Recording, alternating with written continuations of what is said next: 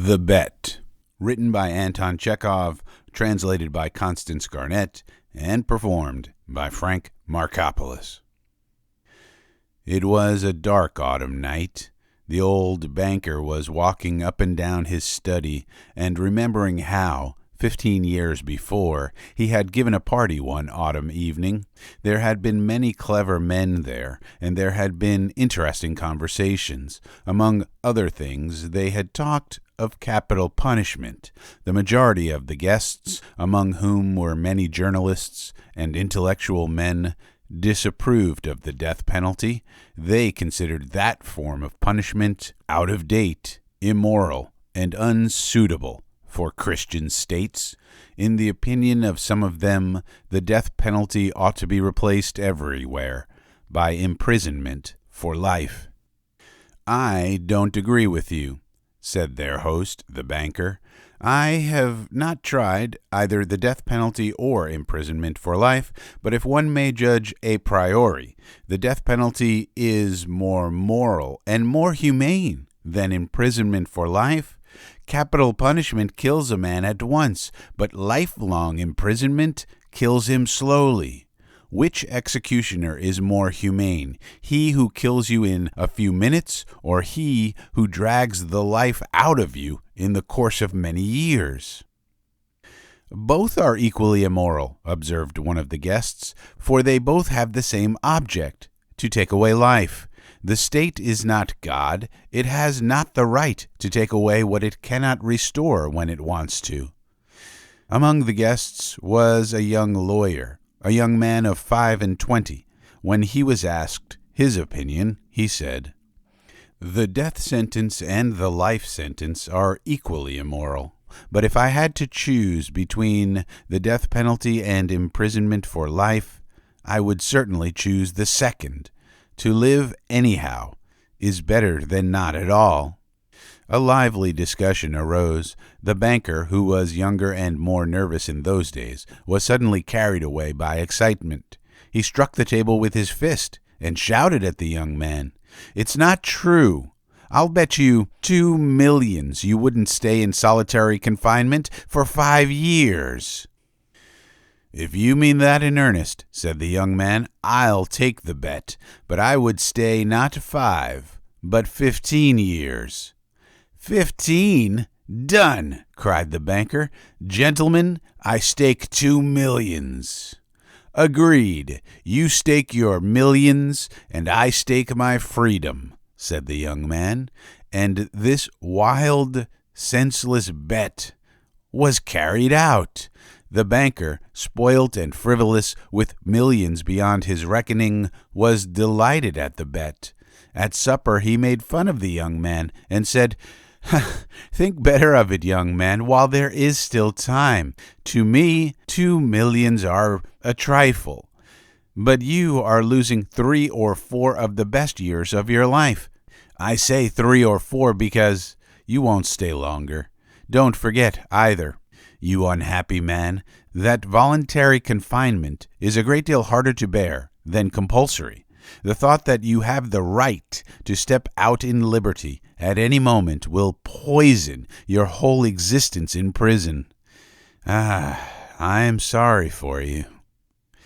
And now the banker, walking to and fro, remembered all this and asked himself, what was the object of that bet? What is the good of that man's losing 15 years of his life and my throwing away 2 millions? Can it prove that the death penalty is better or worse than imprisonment for life? No. It was all nonsensical and meaningless. On my part, it was the caprice of a pampered man, and on his part, simple greed for money. Then he remembered what followed that evening. It was decided that the young man should spend the years of his captivity under the strictest supervision in one of the lodges in the banker's garden. It was agreed that for 15 years he should not be free to cross the threshold of the lodge, to see human beings, to hear the human voice, or to receive letters and newspapers. He was allowed to have a musical instrument and books, and was allowed to write letters, to drink wine, and to smoke.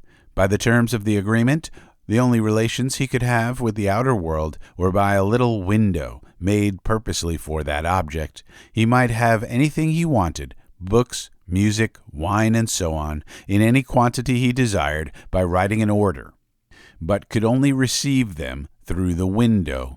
The agreement provided for every detail and every trifle that would make his imprisonment strictly solitary, and bound the young man to stay there exactly 15 years, beginning from 12 o'clock of November 14, 1870, and ending at 12 o'clock of November 14, 1885. The slightest attempt on his part to break the conditions, if only 2 minutes before the end, released the banker from the obligation to pay him 2 millions. For the first year of his confinement, as far as one could judge from his brief notes, the prisoner suffered severely from loneliness and depression. The sounds of the piano could be heard continually day and night from his lodge. He refused wine and tobacco. Wine, he wrote, excites the desires, and desires are the worst foes of the prisoner. And besides, nothing could be more dreary than drinking good wine and seeing no one. And tobacco spoilt the air of his room. In the first year, the books he sent for were principally of a light character, novels with a complicated love plot, sensational and fantastic stories, and so on. In the second year, the piano was silent in the lodge, and the prisoner asked only for the classics. In the fifth year, music was audible again, and the prisoner asked for wine. Those who watched him through the window said that all that year he spent doing nothing but eating and drinking and lying on his bed, frequently yawning and angrily talking to himself. He did not read books. Sometimes at night he would sit down to write. He would spend hours writing, and in the morning tear up all that he had written. More than once he could be heard crying. In the second half of the sixth year, the prisoner began zealously studying languages, philosophy, and history. He threw himself eagerly into these studies, so much so that the banker had enough to do to get him the books he ordered. In the course of 4 years, some 600 volumes were procured at his request.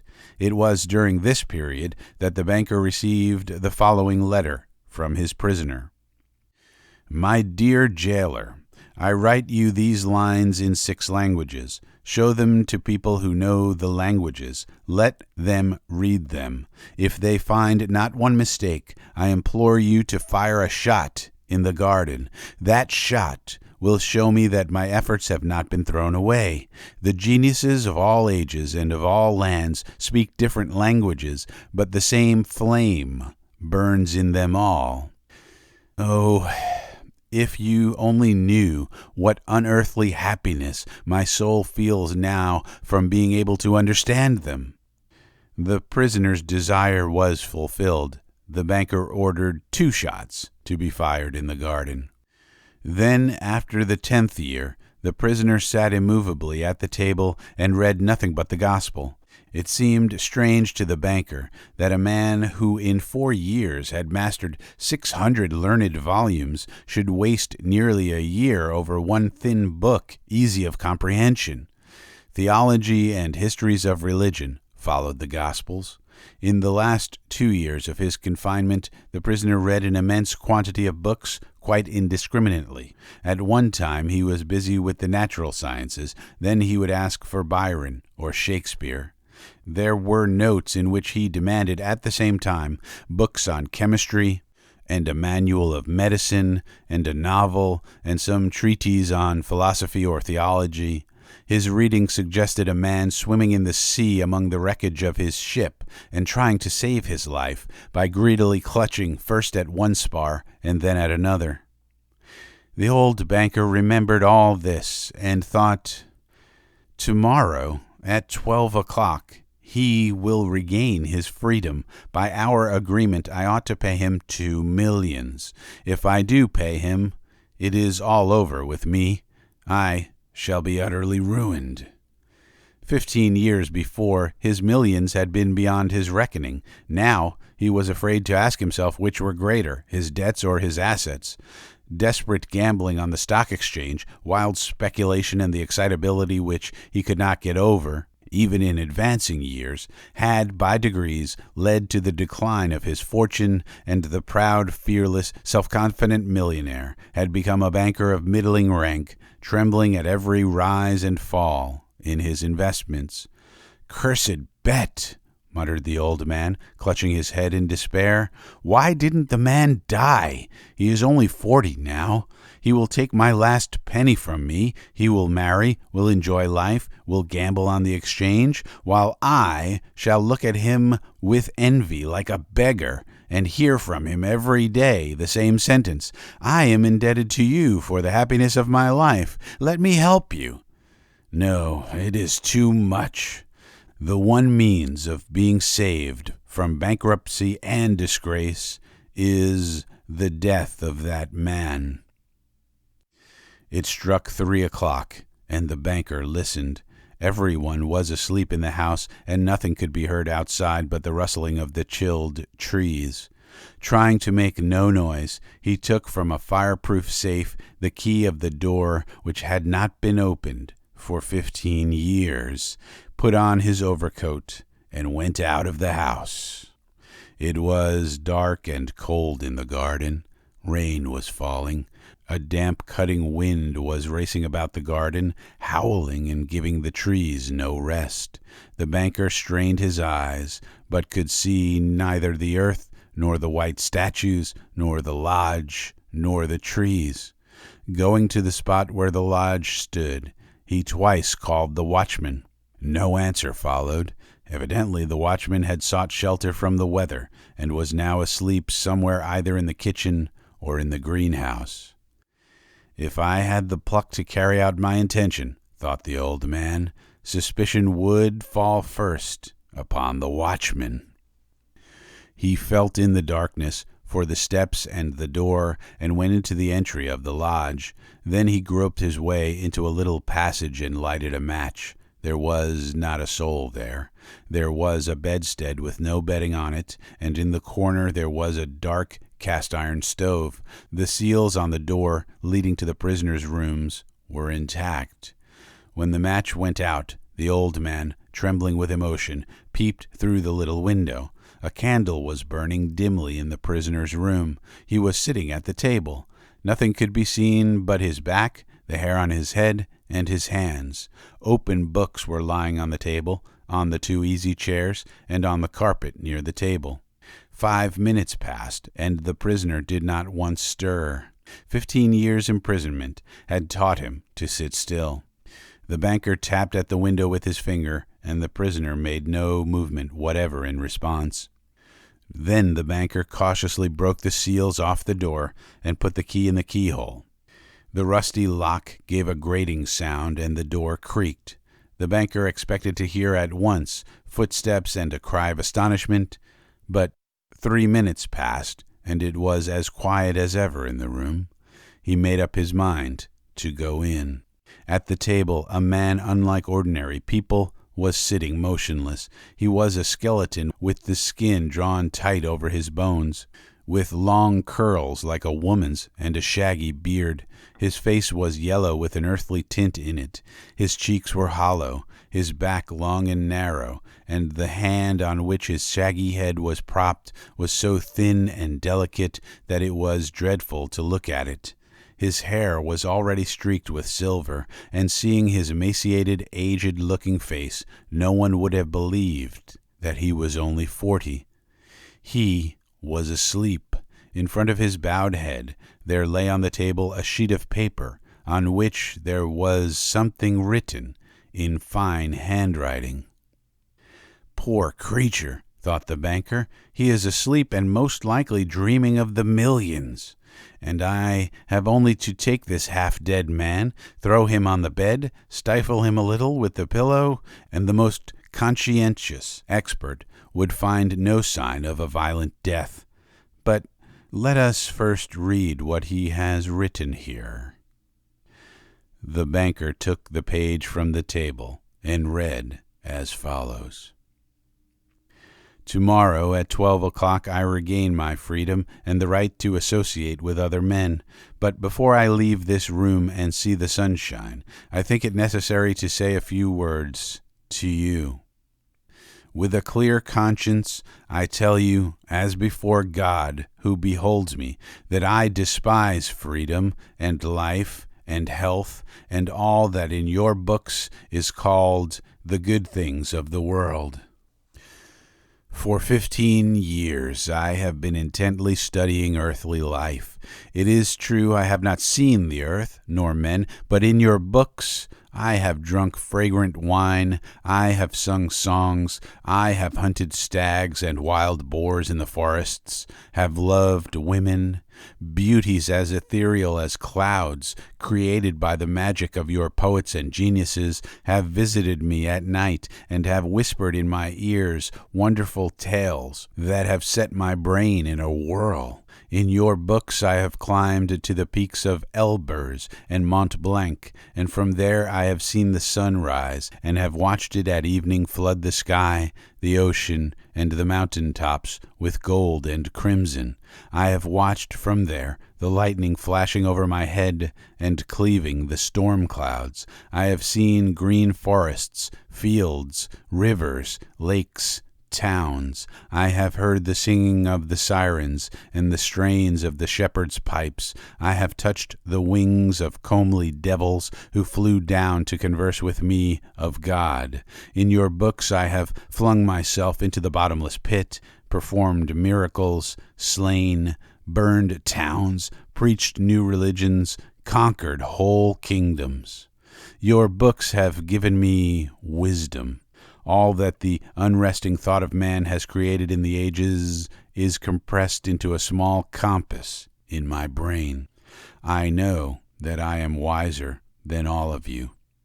And I despise your books. I despise wisdom and the blessings of this world. It is all worthless, fleeting, illusory, and deceptive, like a mirage. You may be proud, wise, and fine, but death will wipe you off the face of the earth as though you were no more than mice burrowing under the floor, and your posterity, your history, your immortal geniuses will burn or freeze together with the earthly globe. You have lost your reason and taken the wrong path. You have taken lies for truth and hideousness for beauty. You would marvel if, owing to strange events of some sorts, frogs and lizards suddenly grew on apple and orange trees instead of fruit, or if roses began to smell like a sweating horse. So I marvel at you who exchange heaven for earth. I don't want to understand you. To prove to you in action how I despise all that you live by, I renounce the 2 millions of which I once dreamed as of paradise, and which now I despise. To deprive myself of the right to the money, I shall go out from here 5 hours before the time fixed, and so break the compact. When the banker had read this, he laid the page on the table, kissed the strange man on the head, and went out of the lodge, weeping. At no other time, even when he had lost heavily on the stock exchange, had he felt so great a contempt for himself. When he got home, he lay on his bed, but his tears and emotion kept him for hours from sleeping. Next morning, the watchmen ran in with pale faces and told him they had seen the man who lived in the lodge climb out of the window into the garden, go to the gate, and disappear. The banker went at once with the servants to the lodge and made sure of the flight of his prisoner. To avoid arousing unnecessary talk, he took from the table the writing in which the millions were renounced, and when he got home, locked it up in the fireproof safe. The end. You have been listening to a short story entitled The Bet. It was written by Anton Chekhov, translated by Constance Garnett, and performed by Frank Marcopolos. If you enjoyed it, please give a thumbs up to like this video, because that way I will know. And if you haven't done so already, please subscribe to this YouTube channel. That way you'll know when there are new audiobooks to listen to. Thank you for your support.